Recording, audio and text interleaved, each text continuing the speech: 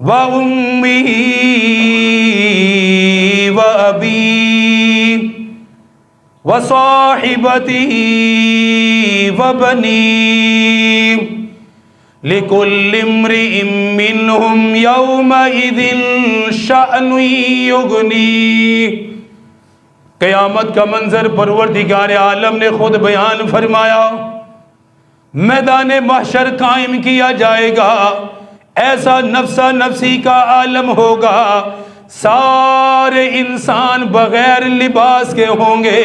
جسم کے اوپر لباس کوئی نہیں، لیکن میدان محشر میں گھبراہٹ اتنی ہوگی،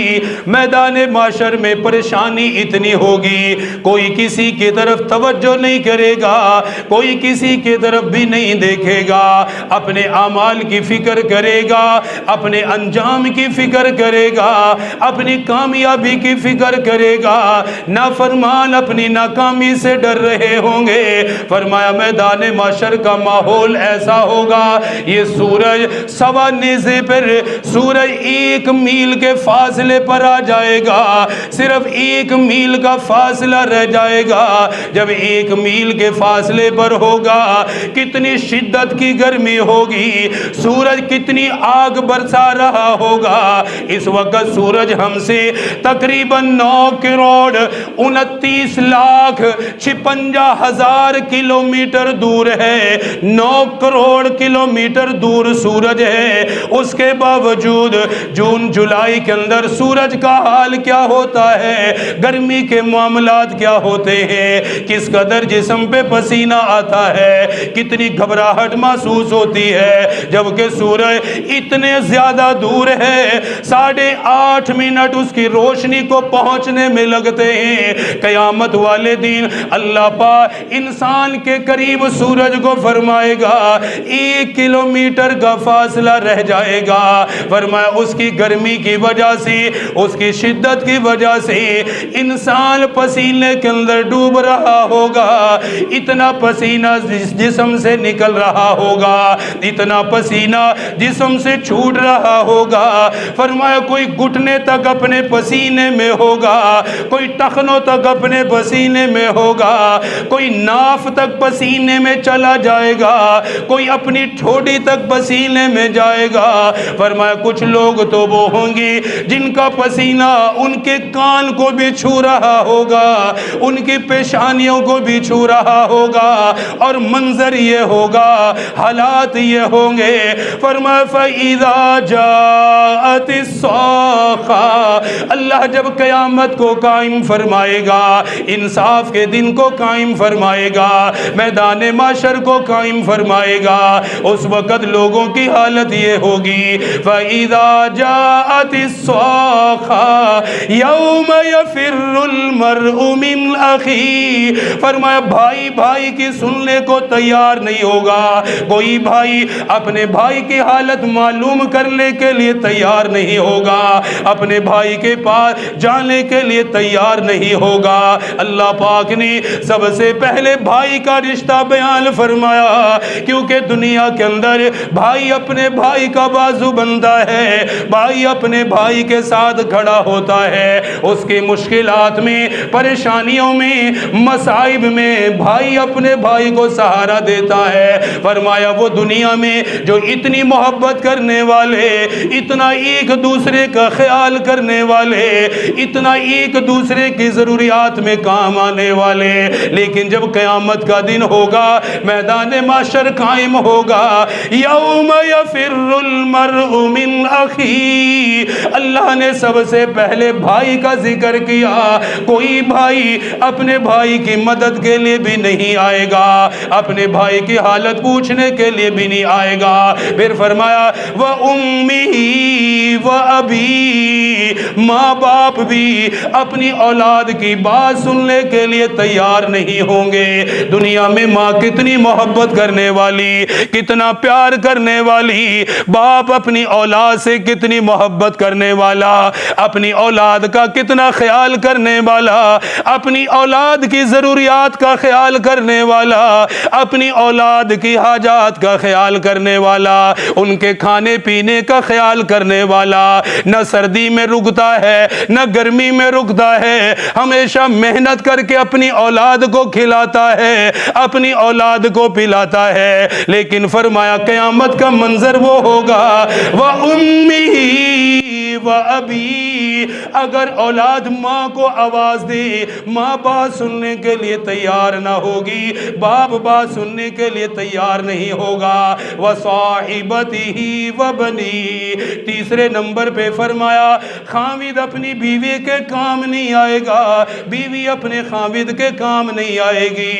اولاد بھی کسی کے کام نہیں آئے گی، کیونکہ یہ میدان محشر ہے، حساب و کتاب کا دن ہے۔ اللہ نے ترازو قائم فرما دیا، ہر انسان اپنے اعمال پہ غور کر رہا ہوگا، اپنی زندگی پہ غور کر رہا ہوگا کہ میں نے اپنے دن کیسے گزارے، میں نے اپنی راتیں کیسے گزاری۔ آج نمازیں چھوڑ کر احساس نہیں ہوتا،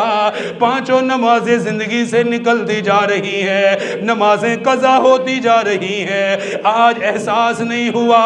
آج خیال نہیں ہوا۔ جب سورج 1 میل کے فاصلے پہ ہوگا، جب پسینے میں غرق ہو رہا ہوگا، جب پسینے کے اندر ڈوب رہا ہوگا، جب کوئی بات سننے کو تیار نہیں ہوگا، جب دل کے اندر یہ خیال آئے گا میں نے تو نماز بھی نہیں پڑھی، ابھی تو اللہ نماز کا حساب بھی لے گا، اللہ نماز کے بارے میں بھی پوچھے گا، اعمال میں سب سے پہلا حساب اللہ نماز کا لے گا، نماز کیوں ادا نہیں کی، میری طرف سے مؤذن بلاتا رہا، مسجد میں صدائیں لگتی رہی، لوگوں آ جاؤ، کامیابی کی طرف آ جاؤ، نماز کی طرف آ جاؤ، ہر انسان گھبراہٹ میں ہوگا،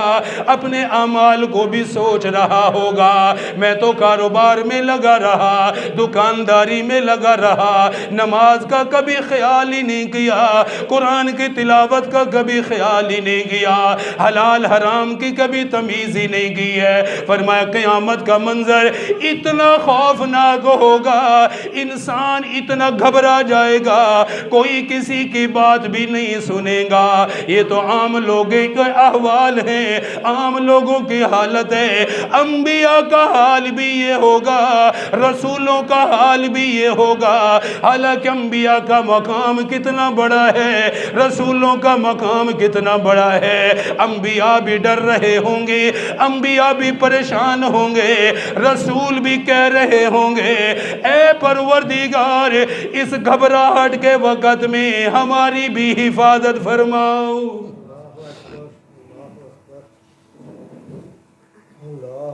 یہ ساری چیزیں اللہ نے قرآن میں بیان فرمائی، قرآن کے اندر ذکر فرمائی،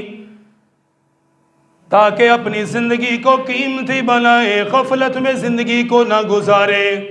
ناجائز خواہشات کے پیچھے لگ کے زندگی کو برباد نہ کرے، اللہ کے احکامات کو نہ توڑے، بلکہ دل کے اندر یہ خیال رکھے مجھے اپنی زندگی کا حساب دینا ہے، اللہ نے جو اعمال کرنے کے لیے دیے ان اعمال کا مجھے حساب و کتاب دینا ہے۔ اس نفسا نفسی کے عالم میں، اس پریشانی کے وقت میں جہاں لوگ پسینے میں ڈوب رہے ہوں گے، دور تک کوئی سایہ نظر نہیں آئے گا، زیادہ دیکھنے پہ پتہ چلے گا آج صرف عرش اعظم کا سایہ ہے، اللہ کے عرش کا سایہ ہی ہے، اور کچھ خوش نصیب عرش کے سائے میں بیٹھے ہوئے ہوں گے۔ اللہ انہیں قیامت کی گھبراہٹ سے نکال دے گا، قیامت کی پریشانی سے نکال دے گا۔